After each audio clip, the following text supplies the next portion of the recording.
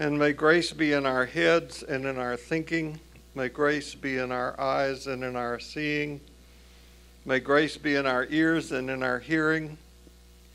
May grace be in our mouths and in our speaking. May grace be in our hearts and in our understanding. And may grace be in our ends and our departing. So I hope you find what's useful for you here today, and that you leave here more joyful and peaceful and hopeful. And in light of what Dawson Taylor did here last Sunday, and it's going to take you just a little while to change what we have been doing for a long time in here. We're going to change our opening response just by one word. So it is, no matter who you are, no matter where you are in your spiritual journey, you are celebrated here. And we're going to do that. Not just welcome, but celebrated. I'm glad you're here. So I have given a title to this time today called A House of Many Mansions. Now that phrase is going to be familiar to many of you who have a church-going experience. It's part of a speech that Jesus gives in the Gospel of John. This is a section in John where Jesus has all the I am statements. And because they have been so badly misunderstood, they have caused so much difficulty for the Christian religion. I am the bread of life. I am the light of the world. I am the door of the sheep. I am the good shepherd. I am the resurrection and the life. And especially this one, I am the way, the truth, and the life. Everybody knows that, all right? So in John's version of the Jesus story, Jesus is about to be taken into custody and eventually executed. And like any of us would do in such circumstances, he decides to give a theological lecture. By the way, no biblical scholar takes this at a literal level. So in this theological lecture, Jesus says, "Let me give you a new commandment. Love one another the same way that I have loved you. Love one another. This is how everyone will recognize that you are my disciples, when they see that you have love for one another." There was a preacher who was appointed to a new church where there had been much strife and contention and discord. The congregation was so relieved to be rid of their former pastor, and they were so grateful to be receiving this new preacher. They were so excited about this person. He ticked all of the right preacher boxes. He could preach. He could raise money. He attracted young people. He was wise in dealing with elderly members. He visited the sick. He had a reputation for resolving conflict. And his wife could play the piano. So the first Sunday he was in this new position, everybody turned out at the church, and he gave a stunning sermon. The congregation was grateful. They were relieved because the former pastor's sermons were just dreadful. So the next Sunday there was standing room only. The choir had prepared an even better anthem for singing right before the preacher got up to deliver his sermon. And when he did give his sermon, it was word for word the sermon he had preached the Sunday before. And the congregation was at a loss as to how to respond to this. They noticed it, of course, because it was an outstanding, unforgettable sermon. And the few who commented on it just wrote it off as kind of a fluke. Amazingly, the crowd for the next Sunday was even bigger because they were interested to see what this guy would be doing. Well, you guessed it. He preached the same sermon again. The fourth Sunday, the crowd was even bigger. And word for word, same sermon. Of course, by this time, the deacons had had enough of it. They called a meeting with the preacher. They'd given him a break before all this by saying he's under a lot of pressure. He's been packing and repacking. Maybe he's got a memory issue, whatever, but this was enough. So his is just too much to deal with. So they called him in for a meeting.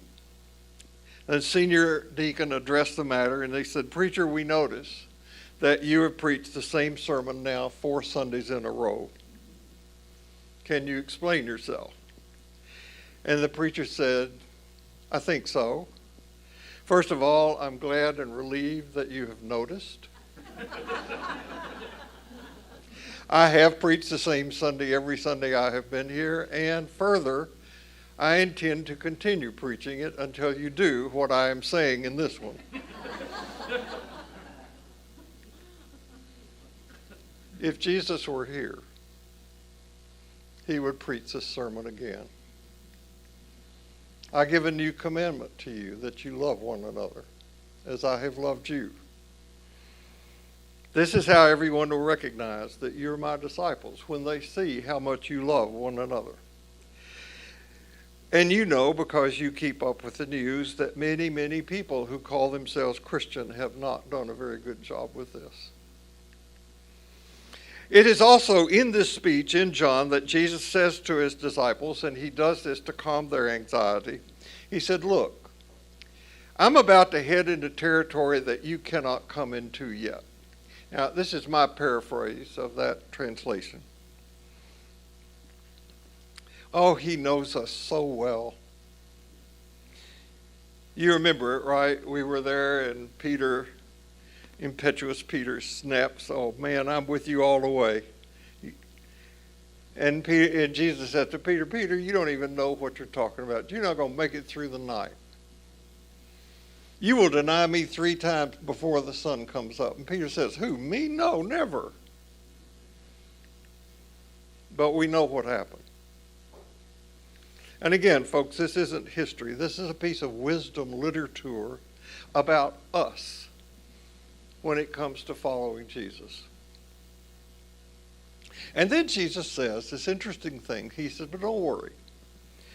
Where I'm going, there's room for all of you." That's my translation of the phrase that's in John that's read at every funeral service. "In my Father's house are many mansions." Well, what do I mean by using this title, "In a house of many mansions"? Now that you are aware and awake and alert and woke, we're moving into another block of what it means to be a person of faith in this troublesome post-pandemic time. By the way, the word woke has an etymology that simply means awareness of racial and social injustice. Nothing more. It's not a 4-letter swear word. So my intention is to move into what I anticipate to be a long series of teachings that about awareness that I've been giving have prepared us for. Now, if you've not been here for those talks that began actually last year, they're on the internet, they're on the website. You can go back to the Ordinary Life site. You can download them in either printed or auditory form and read those. And the title that I've given the theme that I want us to move under is Love Letters to Modern Mystics. And I'm going to be elaborating on that theme before we're done today.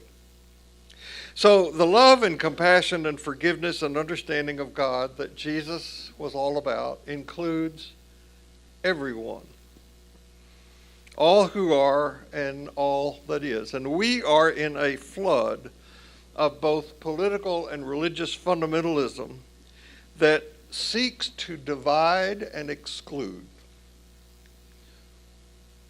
And yet, the guide for the path that we are attempting to follow is clear. There's room for everybody here. Now, of course, love and compassion, though they were the main emphasis of the ministry of Jesus, were not his exclusive focus. Two other concerns also received his attention: truth, or honesty, and freedom. And these matters are going to get our attention also as we go forward. So I tried to create a graphic for what I want to talk about today, and I just failed utterly, so I'm going to try to act it out. I want us to maintain an awareness of ourselves, an understanding of ourselves, that's a capital S, our evolving selves. And I want us to maintain an awareness of God or grace or sacred mystery or whatever word you want to use for that. And this understanding will also be evolving. So evolving understandings of self and God. And we need love and honesty to deal with these things if we are to experience the freedom that they offer us. Because we have culturally inherited notions of both God and ourselves that are not leading us to spiritual maturity. So you got it, the self is in one hand, God is in the other, and then we're going to use the perspective of Jesus to shape the lives that we are intended to have as we go forward.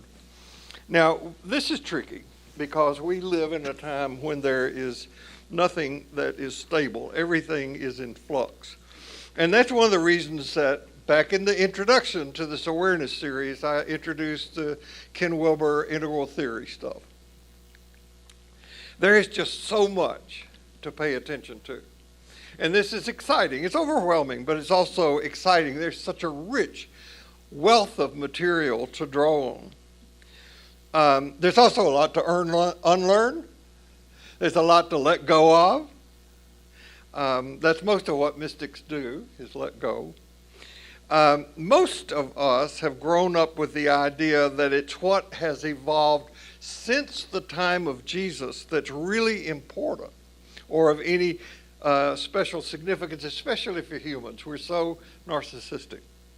But now we're learning otherwise. At least the information that would help us learn otherwise is available to us. We just have to keep it in mind as we try to go forward. Integral theory encourages us to pay attention to three central dynamics that are always going on in the background. And these are growth, change, and complexity. These are the three things that Ken Wilber says, and all the evolutionary people talk about. The things that matter are growth, change, and complexity. They're taking place, and we can either be part of them or we can stand by and watch. Now, these things apply to those areas of concern that I just mentioned: self, God, and the journey.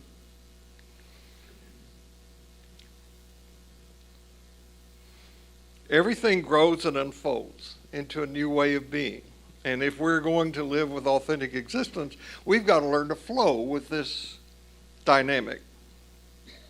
By the way, since we're going to try our best to embrace all that are and all that is and all who are in this house of many mansions in a non-dual manner, these three things, growth, change, and complexity, have their unescapable undersides, okay? I'm not going to get into these today, but it would be dishonest if I didn't highlight them, and those are decay, decline, and death. Because you can't have, and this should be obvious to us in this season of the year, you can't have resurrection without death. So we celebrate the growth and change and complexity, and we don't want to deal with the decline and decay and death part. But it's there, and we'll get into it. Now, the balancing act that doing this walking a path that is no path is that we have God in one hand and self in the other, right? God, self, and then what Paul called the mind of Christ, or the perspective of Jesus as our guiding light. Now, I'm going to say some things about each of these three things today, and my intention is for us to come back and delve into these in deeper ways. And I have provided feedback cards for today. And Joshua and are going to, those two wonderful people are going to hand out these cards and pens. And you don't have to do this. There will also be some in the back of the room. If you have questions or concerns or hopes or wishes or whatever out of today's presentation that would help shape what goes forward, I want you to write that on the card and you can leave it. You can also send me an email. I'm easily accessible through the Ordinary Life website. I'd rather do that than you call me. Because calls are overwhelming at the moment. Oh, by the way, I just wanted to say thank you all for your love and support and prayers for Sherry. She is doing well. The first loving thing she said to me this morning was, I need a pain pill. So, but truthfully, she came home from the hospital after having total shoulder replacement, and the first thing she did was clean out the dishwasher. So, I know. I have two nurse modes, I was telling somebody. I can be Florence Nightingale or Nurse Ratched. And that's me. So anyway. I'm interested in what you put on these cards because I'm going to be teaching things that are contrary to what you've heard if you grew up in the church or what you've assumed. And I would like to amplify on these and be given a chance to explain if I can. When I was in the seminary, one of the people we had to read in a section called Moral Philosophy was a Danish theologian called Søren Kierkegaard. And he wrote, there are two ways to fool people. There are two ways to be fooled. One is to believe what isn't true, and the other is to refuse to believe what is true. And today, coming to us from the disciplines that make up what we call evolutionary cosmology, as well as from what we are learning from the richness of integral theory, we are presented with truths that simply were not accessible to us a few years ago. New things that we didn't know that are replacing what we thought we did. And that's in every area. And the most difficult areas that people have for new truths to break in are religion and politics. It's amazing to me that people in this country, many people in this country, decry socialism until they get in trouble, and then they want the government's help. Just put that out. So I believe that when this new information is received by people like you, who are open and who have the capacity to respond to truth with truth, then change begins to occur. And one of the changes that I am shooting for is that we grow in our mystical awareness of life and living. The longer I do this work, the truer it seems to me what Karl Rahner said when he said, the Christian of the future will be a mystic or he will not exist at all. Forgive his sexist language, he didn't know any better. And I don't quote Rahner often, but you need to know that he is considered one of the most important theologians of the 20th century. Now, it's just impossible to grow up in Western culture without some understanding and awareness of Jesus, no matter how erroneous that information may be. And so it is impossible to grow up in Western culture without some understanding of God. The God of Christian belief was an understanding of God that we inherited from Judaism. God was the creative force that brought everything into being. Now you can see this in the first few chapters of Genesis. You can also see this in the Gospel of Thomas, which I understood was a source of teachings in here for a while, some time ago. God is this brooding, creative, mother, nurturing sustenance that calls things into beginning. That vision of God was lost pretty early on.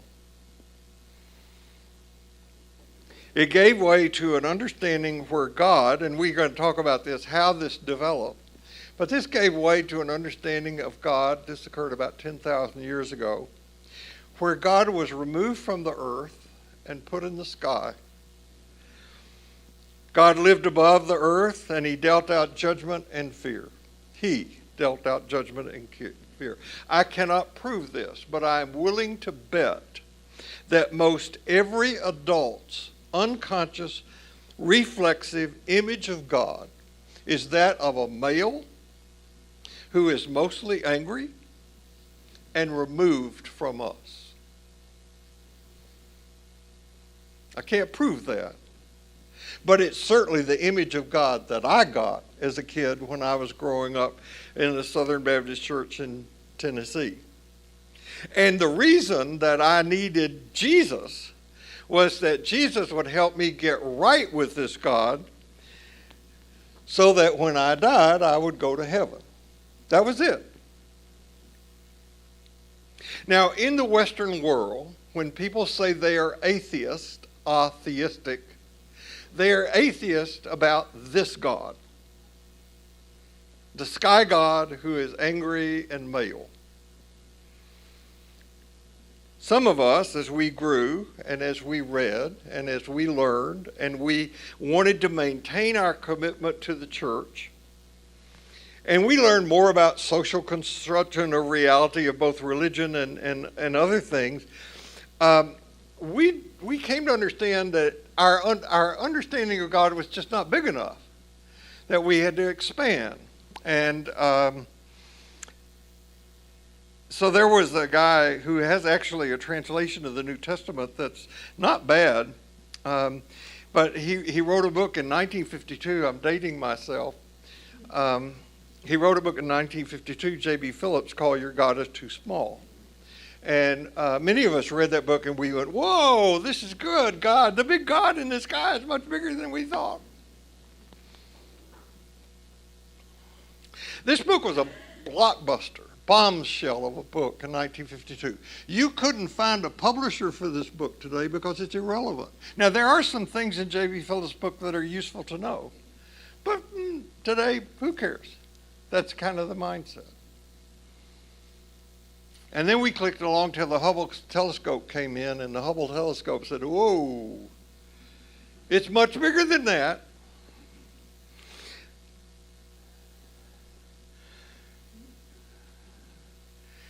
When the Hubble telescope came along, we discovered that we were living in a field of energy where I grew up thinking that maybe there were one or two other galaxies. There are now like 2 billion galaxies in the observable universe. And the scientists who study these things say that there are 2 trillion galaxies in the universe. 2 trillion. You cannot get your mind around that. Now, some of you sitting here remember how impacted I was when I first heard Ilia Delio, and she used words like evolving, expanding, creative, and entangle to help us understand the field of energy in which we live. But we were still applying this awareness to our inherited understanding of God as out there. Just much bigger, more incomprehensible.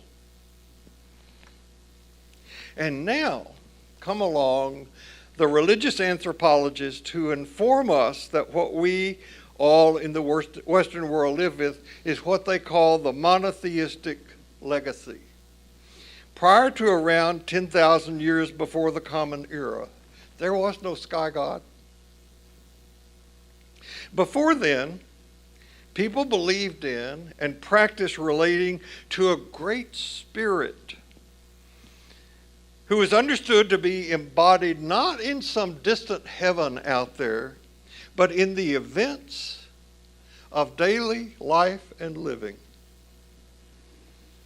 And it was within and among themselves and in the creation that surrounded them that they encountered the vitality of the living Spirit. Now, I'm going to talk later about how the monotheistic understanding of God developed. Just be aware that, and these are two of the most important things that you can know in psychology, I believe. It's about projection and transference. The monotheistic God is a creation of human projection. Humans created this image of God. Mostly men, out of a tribal culture where power and dominance reigned and where right and rules were important and power was incredibly important and winning was even more important. And we live in a society today that is addicted to power. So today you see cropping up in various religions a new strain of fundamentalism, which is rooted in an exclusive, patriarchal ruling God who will tolerate no other. So we create a God in the image of our own insatiable hunger for power and control. And people worship this monster that they have created, and they try to get others to do so as well. This is what you see being played out in politics today. I know what books you should read and which books you shouldn't. Don't say gay. And you see it in transgender issues, anti-abortion laws, anti-woke crusades, book banning, all the rest. So I hope as we go forward to offer teachings that will enable us to trust in the benevolence of the empowering Spirit and understandings of both God and humans that Jesus manifested when he said, I no longer call you servants, I call you friends. The empowering community, not up there, right here. Now, I think this is just a taste of the delicious territory that we have in front of us in a new, more loving understanding of God. And this is the understanding that I want you to hold in one hand. And in the other, we're going to hold a growing, evolving understanding of self. Now remember, and again, if you missed out, go back and read these in the past. All this has laid the foundation for this. Your daily spiritual practice should consist of, I'm being bossy here, 2 words. God, who are you? God, who am I? Over and over and over. God, who are you? God, who am I? Several years ago, I had a counseling client say to me at the beginning of one of our sessions, he said, you know, until recently I thought I was someone I knew. I've been at work wondering about God and self all my conscious life, and I'm still learning. And I'll be old enough to vote next year. One of the things that I've come to believe most assuredly about us as Homo sapiens is that most of who we are is unknown to us. Now, this is very analogous to the cosmological energy field in which we live. Until recently, we were arrogant. We thought we knew what's out there. What we know now, we don't. And as Holly Hoodley has said, when you map what happens in here, it's very similar to what is out there. It's unknown to us, the brain, its functions, and we're so complex in our makeup. So there resides within each of one of us motivations and identities and fears and addictions that we're unaware of. And if we are become aware of them, we become ashamed of them. We hide them. Well, one of the first things that I learned in clinical training, thanks to Dr. R. Progoff, is we don't know what we don't know. And what we don't know makes tremendous decisions for us. I mentioned to you in that series on awareness a couple of books that have been incredibly important to me. The seminal works of Paul Václavic, How Real is Real and the Pragmatics of Communication. There have been few books that have influenced my thinking any more than these two. And it was from Václavic that I got the idea that we cannot not communicate. So when somebody comes in, if a couple comes into a counseling session, we have trouble communicating. Maybe I don't say this, but my response is, no, you don't. You have trouble talking. Because we cannot not communicate in the presence of another person. We're always communicating. Usually our dogs and cats pick up on it before other people do. You know what I'm talking about. You can sense what's going on with people when you approach them. But another seminal thinker who also influenced my own thinking was R.D. Laing. R.D. Laing was a Scottish-born psychiatrist who came into the field about the same time that Václavic and those other people did. And you can see his influence in my own thinking in these words. The range of what we think and do is limited by what we fail to notice. And because we fail to notice that we fail to notice, there is little we can do to change until we notice how failing to notice shapes our thoughts and deeds. Now, the reason this strikes every one of you with that laugh response is you see yourself in it. All the time we fail to notice, and we fail to notice that we fail to notice.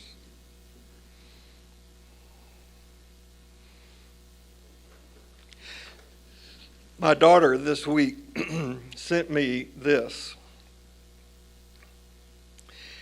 Say you're in a room with 400 people. 36 don't have health insurance. 48 live in poverty. 85 are illiterate. 90 have untreated mental illness. And every day at least one person is shot. But 2 are trans. So you decide ruining their lives is your top priority.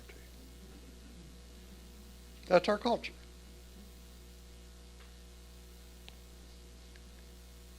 Becoming fully human and embodied self is a lifelong process.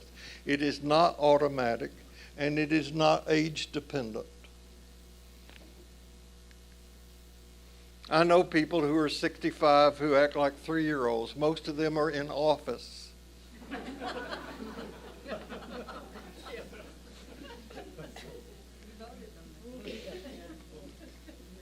Further, the human self is like a field. If you leave it untended, it falls fallow.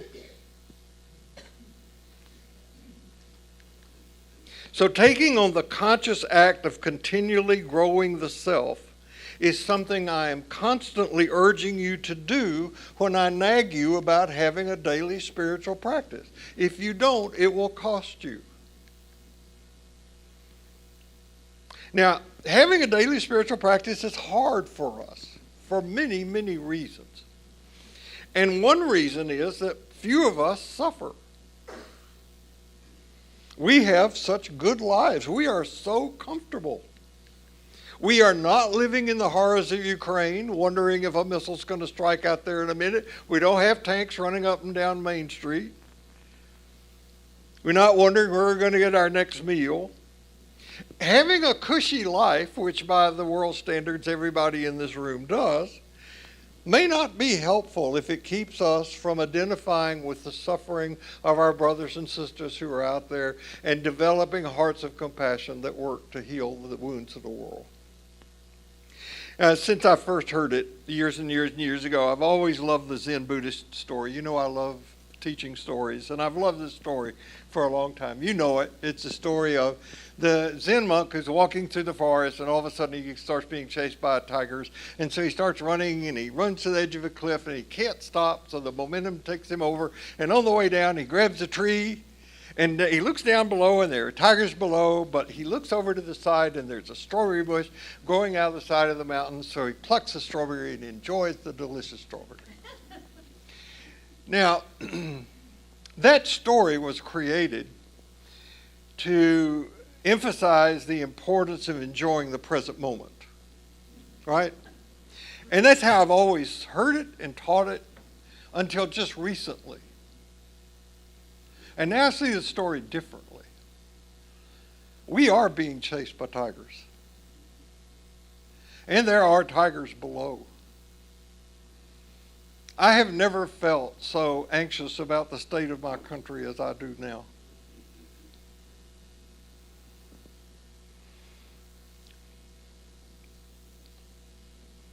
You don't know how much longer you got.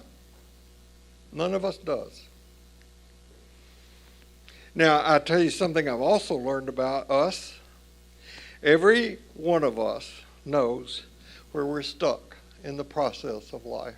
Every one of us knows where you're stuck. If I were to ask you to take that card that you got and write down where are you stuck in life, you would know. You know whether you're on the shore watching the water or whether you're in the flow. You know. So one of the reasons I've chosen to call this theme Love Letters to Modern Mystics is what all wise, useful spiritual teachings and religious rituals are about are designed to communicate love, not doctrinal correctness. I could care less what you believe, but I do care that we love one another. In his most recent book that I am reading, Dharma Muraku says, at every level of life, evolution requires us to forego the old in favor of the new. A novel perspective evoked by the lure of the future, rather than based on allegiance to the past. So my image is that we have an evolving understanding of God in one hand, an evolving understanding of self in the other, and that we're being guided on this path that is no path by Jesus and his teachings. So what I would like to experience in my own life and convey in my teachings is not faith about Jesus, but the faith of Jesus. I would like to free Jesus not only from the theological confines in which he has been imprisoned by Christian history and the church's teaching, but also from the way Jesus is being abused and misused today in the fundamentalist move to take over everything and damn everyone who doesn't agree with them. So I want to be real clear to everyone, even especially maybe those who are watching, that if you put church doctrine or what is in the Methodist Book of Discipline at your heart of your faith, you have made a huge mistake. And if that is what you teach others or condemn them with, you are practicing religious abuse. The faith of Jesus is dynamic and vibrant and loving and empowering, not abusive and divisive and exclusive.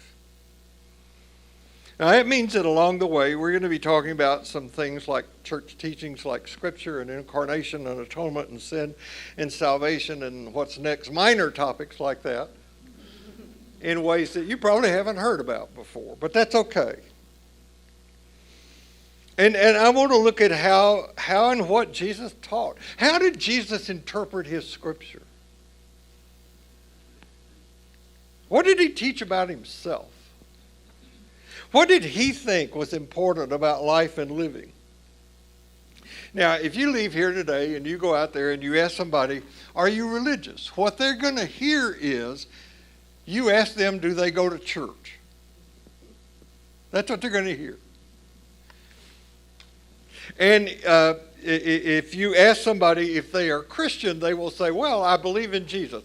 Don't ask them to elaborate on that, because they can't do it, or they will embarrass themselves by saying something that is so narcissistic and self-referential. Jesus died to save me from my sins, so I won't go to hell when I die. This is the only correct religious belief to have. Any of that is quite a leap from Jesus himself, who never believed either of those things. Now, though I believe St. Paul, got several things horribly wrong, I agree with his admonition that we should have the mind of Christ.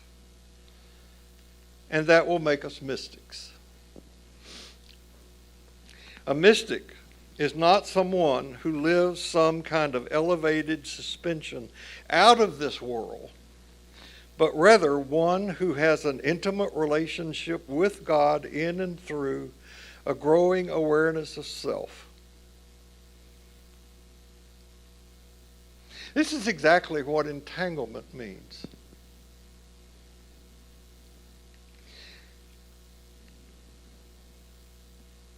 God's primary means of revelation is sitting in the seat you're occupying.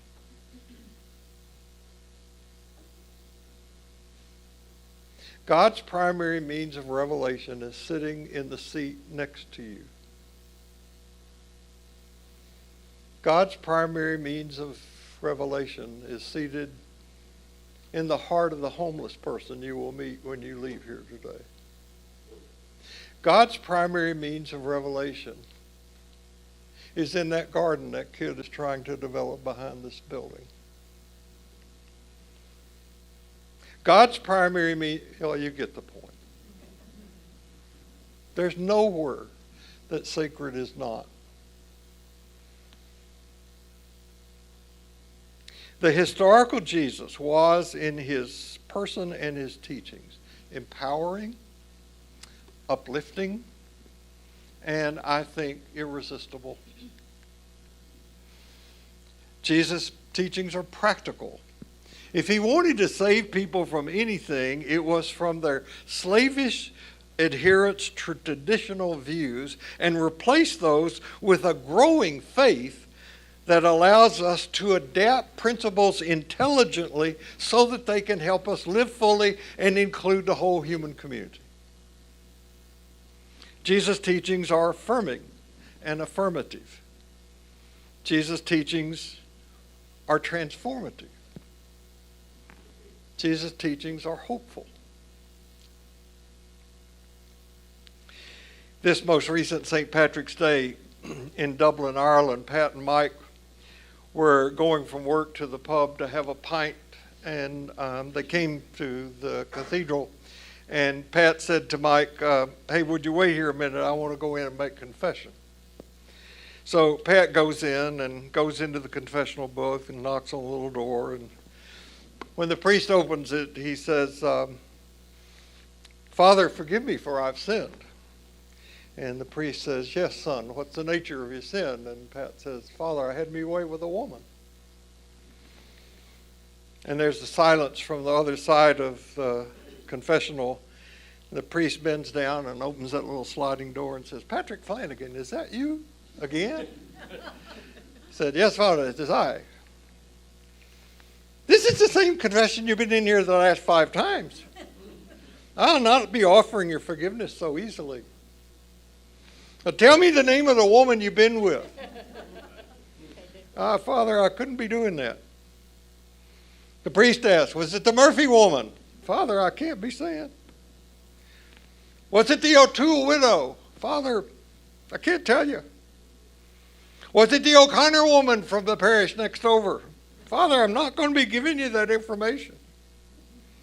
Then I'll not be offering you forgiveness, Patrick. You've been in here asking for cheap grace. I'll have none of it. Now be gone with you. So Pat left, and as he got outside, Mike asked, well, Pat, did you have a good confession? And Pat said, no, but I got 3 good leads.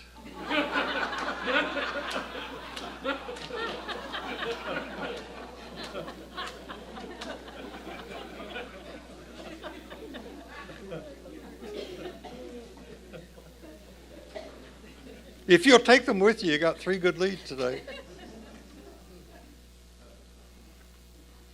Go live hopefully until hopefully we get to meet again. You never know. But with an evolving awareness of God in one hand and an evolving awareness of self in the other, and be guided by the life and teachings of Jesus, that I promise you will shine a bright light on the limitless capacity we have to live fully and love unconditionally and to grow spiritually. No matter where you go this week, no matter what happens, remember this: you carry precious cargo, so watch your step, and I'll see you here next week, which is Palm Sunday. So be here. Thank you.